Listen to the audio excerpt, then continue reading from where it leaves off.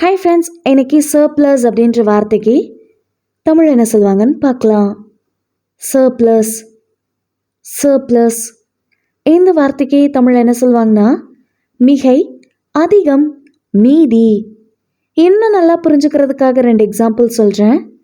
First example, the country has a surplus of oil and exports it to other nations. நாட்டிற்கு எண்ணெய் அதிகமாக உள்ளது மற்றும் அதை மற்ற நாடுகளுக்கு ஏற்றுமதி செய்கிறது.